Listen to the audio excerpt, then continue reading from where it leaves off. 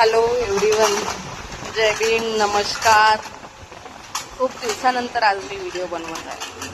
भरपूर दिवस झाले. मी थोडी बिझी होती. मी आता एक जॉब करत आहे BBC कोटॅडमध्ये, ऑटोमोबाईल चौकमध्ये. हॉटेलमध्ये कॅप्टन आहे मी, त्याच्यामुळं मला वेळ नाही मिळाला.